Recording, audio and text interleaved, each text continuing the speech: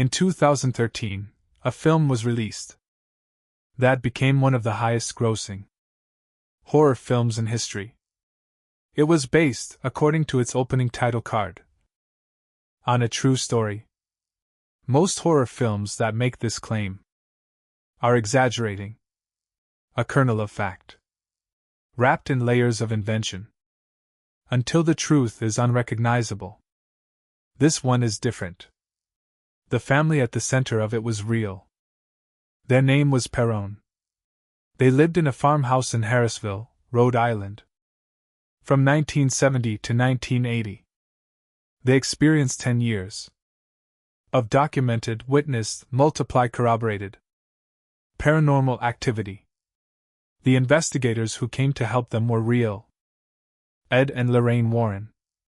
Whatever you think of their broader body of work, their file on the Perron case is one of the most extensively documented hauntings in American history. Tonight I am not going to tell you the movie version. I am going to tell you what the historical record actually says. What 5 daughters and 2 parents experienced across a decade in a house built in 1736. What investigators found when they researched the land beneath that house. And what happened during the one night that every person involved still refuses to fully describe. The full account. Harrisville, Rhode Island, 1971 to present. In January 1971, Roger and Carolyn Perron moved into a farmhouse on Round Top Road in Harrisville, Rhode Island, with their 5 daughters: Andrea, Nancy, Christine, Cynthia, and April. The house had been built in 1736. It sat on 200 acres of farmland. It was isolated, beautiful, affordable. Exactly what a young family with 5 children needed. The activity began almost immediately. Not dramatically. Small things. A grandfather clock brought by the family that stopped at 5:15 every afternoon, regardless of when it was wound or how it was maintained.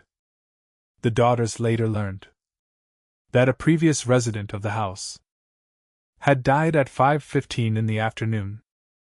Cold spots that moved through specific rooms at specific times. The smell of rotting flesh that would appear without warning and disappear just as quickly, with no identifiable source. Carolyn Perron began to research the history of the property. What she found, she did not share with her daughters. For years, the land had a documented history of tragedy stretching back generations. Multiple suicides on the property, a drowning, at least one murder, several deaths that local records described only as sudden or unexplained. One name kept surfacing in Carolyn's research: Bathsheba Sherman. Bathsheba had lived on a neighboring property in the 1800s. Local legend held that she had been accused of witchcraft in her lifetime. Accused specifically of sacrificing an infant in a ritual on the land. The accusation was never proven. She died in 1885.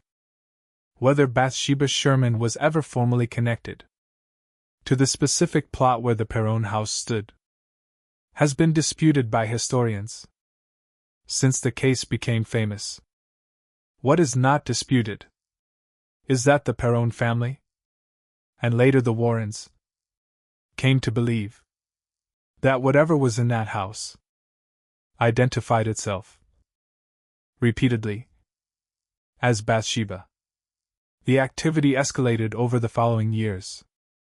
The daughters reported being pulled by their ankles while sleeping. Not once, repeatedly. Across multiple bedrooms. Independently corroborated by more than one daughter. On more than one occasion. Objects moved. Not subtly. Furniture relocated between rooms. A wedding photograph consistently found.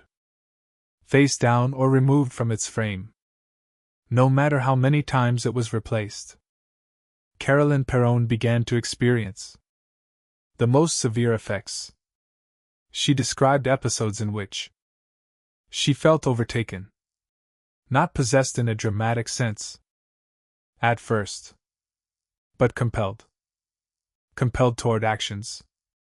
And words that did not feel like her own. The family invited Ed and Lorraine Warren to investigate in 1973.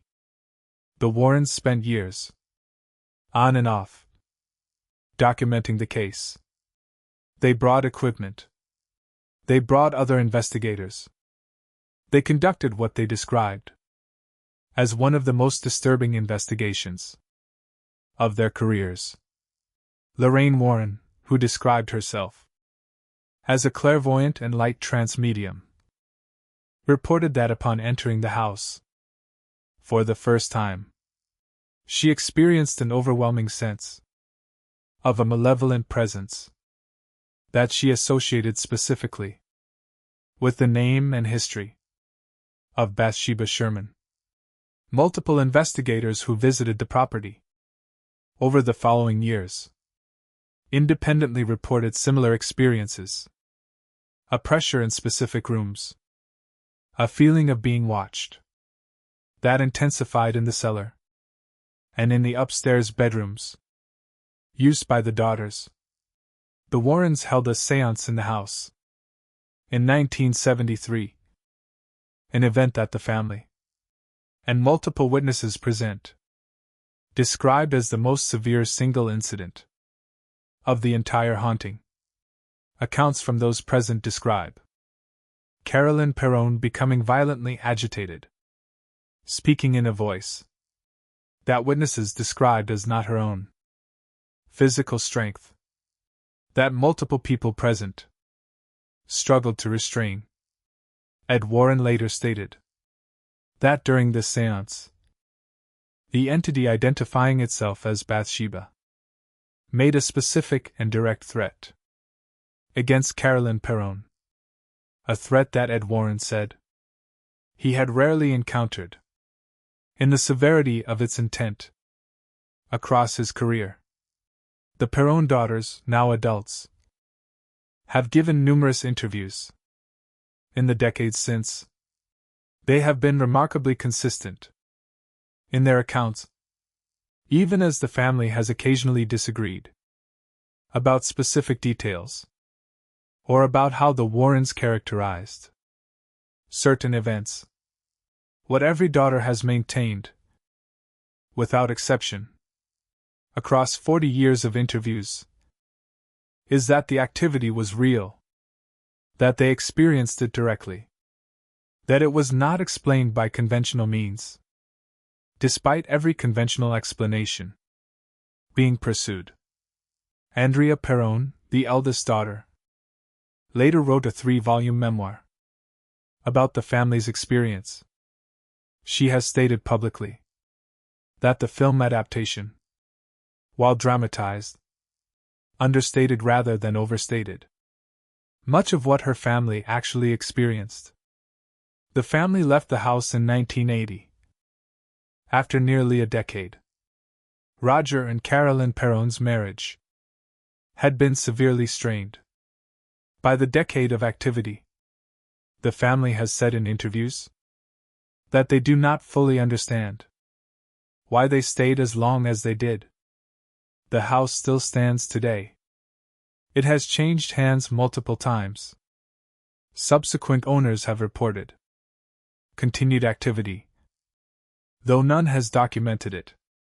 With the scope of the original decade, the property is now open for private overnight investigations. People pay to spend the night in the rooms where the Perron daughters reported being pulled by their ankles, in the cellar where investigators reported the most intense sensation of presence. Reviews from those overnight guests collected over the years since the house opened, are strikingly consistent with the original family's accounts from 50 years earlier. Cold spots in the same locations. The sensation of being watched in the same rooms. The smell, on occasion, reported by multiple independent groups of guests who had no knowledge of each other's experiences, of something that should not be there. What happened in that farmhouse between 1970 and 1980 has never been explained by any conventional framework. 5 daughters, 2 parents, multiple independent investigators, across a decade, consistent accounts, given separately, decades apart, by people who had every reason, as adults with careers and reputations, to let the story fade. None of them have let it fade. All of them still say the same thing. It was real. We do not know what it was, but it was real. Careful, balanced, journalistically responsible. I want to be careful with how I close this. I am not telling you to believe in the specific figure of Bathsheba Sherman. Historians dispute her exact connection to the property. I am not telling you to believe every detail the Warrens documented. Their broader body of work has been the subject of legitimate scrutiny and legitimate criticism for decades. What I am telling you is that 5 sisters, now women in their 50s and 60s, living separate lives in different parts of the country, have told consistent accounts of what happened to them as children for over 40 years. What I am telling you is that a decade of activity was witnessed not by one person, but by 7 members of a family and multiple outside investigators. What I am telling you is that the house still stands. You can visit it. You can stay in it. And the people who do continue year after year to report experiences that echo what a family of 7 went through half a century ago. The film made this story famous. But the film is not the story. The story is a family who moved into a beautiful old farmhouse with 5 daughters and spent the next 10 years trying to understand what was already living there when they arrived. Thank you for listening.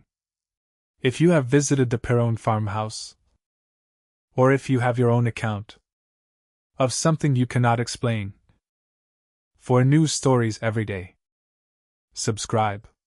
Hollow Veins. And if you ever find yourself in an old house and a clock stops at exactly the same time every single day, you might want to ask who used to live there and when.